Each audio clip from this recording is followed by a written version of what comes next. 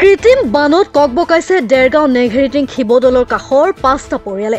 ৰোগী আৰু কণমানিও পানীৰ মাজত আবদ্ধ হৈ আছে। এজাক বৰষুণতে দেৰগাঁৱত সৃষ্টি হয় কৃত্ৰিম বান। দেৰগাঁও মাজমজিয়াৰ পৰা প্ৰায় ৫ কিলোমিটাৰ নীলগড় নেঘেৰিটিং শিৱদৌলৰ কাষৰ ৫টা পৰিয়াল জলমগ্ন হৈ আছে। তেওঁলোকৰ ঘৰৰ ভিতৰতো পানী, থকা খোৱা আনৰ ঘৰত কৰিবলগীয়া পৰিৱেশৰ সৃষ্টি হৈছে।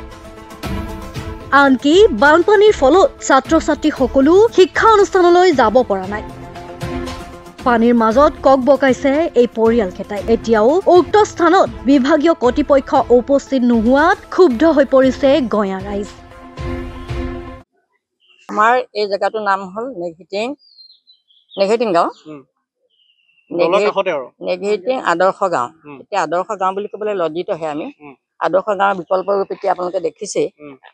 এতিয়া আমাৰ মন্দিৰৰ কাষেদি বেক চাইডে যিবোৰ গাঁও আছে তাৰ পৰা যিটো পানী বাগৰি আহে, এইফালেদি দুটা ড্ৰেইন আছিল। এটা LP স্কুলৰ অংগনবাদী চেণ্টাৰটো কাষেদি যায় ভৱেন দাসৰ ঘৰেদি, আৰু এটা হিমন্ত দাসৰ ঘৰৰ কাষেদি যায়। এতিয়া দুইটা ড্ৰেইনেদি যদি সম পৰিমাণে পানীটো ওলাই গ'লেহেঁতেন আজি এইটো পৰিস্থিতিৰ সৃষ্টি নহয়। মই ইয়ালৈ আহি মাটি কিনাৰ পৰা ধৰি 27 বছৰ মই ইয়াত আহি হৈছে, কিন্তু 27 বছৰৰ ভিতৰত যোৱা বছৰ আৰু এইবছৰ সেইটো পানী তাণ্ডৱ হৈছে। যোৱা বছৰ আৰু এইবছৰ হৈছে। তাৰমানে এই ড্ৰেইনকেইটা হাইস্কুললৈ যোৱা গেটখনৰ সন্মুখত যিটো পুল দিছিলে সেইটো নিম্নমানৰ মানদণ্ডৰ আছিল। সেইটো বিষয়ে আমি আগতেও অৱগত কৰিছিলোঁ, আৰু এইটো বিষয়ৰ ওপৰত আমাৰ গাঁৱৰে নাগৰিক মনজিৎ দাসেও আমাৰ PWD বিভাগৰ বিষয়াসকলৰ লগতো যোগাযোগ কৰি পুলটো উঠাই এটা ডাঙৰ কালভাৰ্ট দিবলৈ কৈছিল, যিটো কথাৰ কাৰণে পানীটো দুটা ভাগে সম পৰিমাণে বিভক্ত হৈ গ'লে আজি এইটো পৰিস্থিতিৰ সৃষ্টি নহয়। কিন্তু সেইটোৰ ওপৰত তেখেতসকলে কৰি দিম বুলি কৈ কিন্তু আজি তাৰিখলৈকে কৰি নিদিল। সেয়েহে আজি আমি ইয়াতে 5-6 ঘৰ মানুহ পানীত হাহাকাৰ অৱস্থা হোৱাৰ বাদেও ঘৰৰ ভিতৰতো পানী সোমাইছে।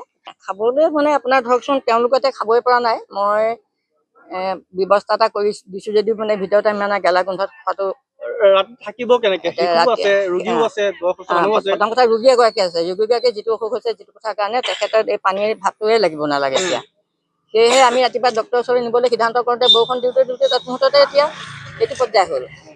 সেয়েহে আমি বিভাগীয়লৈ অনুৰোধ কৰিছোঁ, আমাৰ হাইস্কুললৈ যোৱা যিটো ড্ৰেইন, যিটো কালভাৰ্ট, সেইটো খান্দি পেলাই তাত ডাঙৰকৈ যদি কালভাৰ্ট বহুৱাই পানীটো দুটা পাইখাৰ সম পৰিমাণে বিতৰণ ভাগ হৈ যোৱাৰ সুবিধাকণ কৰি দিয়ে, তেতিয়া আমাৰ এই 5 ঘৰ মানুহ পানীৰ পৰা অন্ততঃ সকাহতা পোৱা হ'ব। 1 নম্বৰ কথা। 2 নম্বৰ কথাটো হ'ল আমাৰ মেইন ৰাস্তাটোৰ ওপৰেদি যিটো পানী বাগৰিছে, বাগৰি পেলাই আমাৰ ইয়াতে থকা লাইটৰ যিটো ট্ৰেন্সফৰ্মাৰ আছে তাৰ কাষৰ ছাইডটো খহি গৈছে, আৰু ইয়াতকৈ যদি বেছি পানী ৰাতি বেলি মানুহ শুই থাকোঁতে খহি যাব পাৰে, তেতিয়াহ'লে কাষতে থকা মানুহবোৰৰ কাৰেণ্টত লাগি মৃত্যুমুখতো পৰিব পাৰে।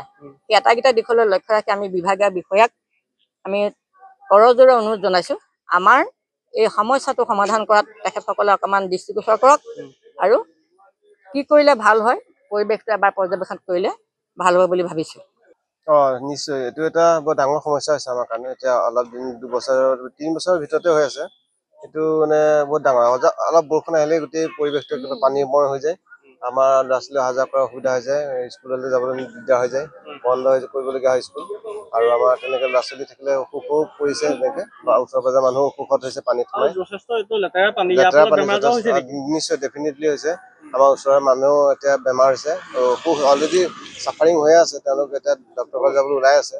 আৰু পানীৰ কাৰণে নিশ্চয় তেনেকৈ আৰু নিব লাগিব, দাঙি কৰি নিব লাগিব।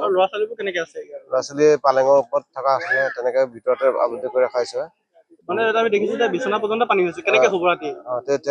বেলেগৰ ঘৰত থাকিব লাগিব, বেলেগৰ ওচৰত থাকিব লাগিব। হয়, তেনেকৈ বিভাগীয় কৰ্তৃপক্ষই অতি সোনকালে আমাক সঠিক সমাধান কৰি দিব লাগে, সোনকালে আহি আমাক মানে উপকাৰ কৰিব লাগে। দেৰগাঁৱৰ পৰা মাধুৰ্য Barua report, my news any.